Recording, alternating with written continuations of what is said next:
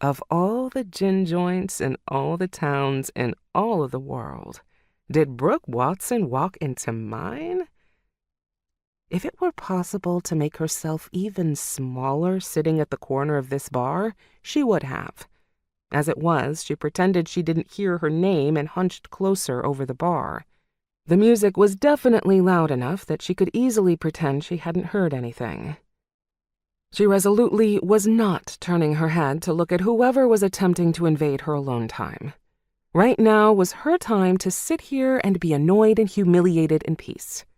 After all, she had to get back to the conference in an hour to give her own actual presentation, and she needed that hour to be able to gather herself. She definitely didn't want to talk to anyone from the damn conference. Considering that was the only reason she was even in this city in the first place, whoever was seeking her out had to be... No, really. Brooke? The voice, low with a rasp and a comfortingly familiar twang she could recognize now through the music, was infinitely closer as a hand touched her elbow. Instinctively, she jerked her arm down and away from the touch, even as she resigned herself to the fact that she couldn't abjectly ignore her intruder anymore. Breathing in through her nose, she prepared herself to put on some semblance of a look like she wouldn't rather bite off her own tongue than face whomever was standing there. Only to lose the expression entirely, eyes widening in genuine surprise as she turned. Taylor Vandenberg stood close enough to her that Brooke could feel her body heat. Taylor Vandenberg in all of her Taylor Vandenberg glory, right here in a bar in Southern California in the middle of the afternoon. Brooke narrowly managed to bite back a snort at the thought. Yeah, somehow that aspect didn't come as much of a surprise.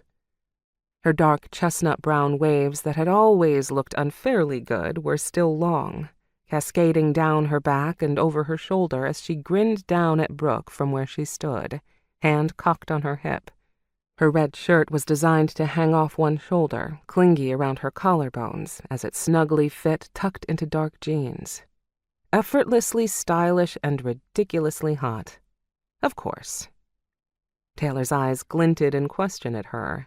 They appeared unfathomably dark here in the bar, but Brooke knew with the proper lighting they'd be just a shade lighter than her pupils, and they seemed to grin all on their own. Her eyes, they did that, reflect teasing or laughter. Even if the rest of her face was covered, you'd know Taylor was grinning at you with just a quick glance. Even if they didn't see one another with any sort of regularity anymore, not for a long while, Brooke was very familiar with that teasing, mischievous glint. It was aimed toward her enough in her youth to be unforgettable. The thought of it made her scowl all over again as she shook herself out of the surprised stupor.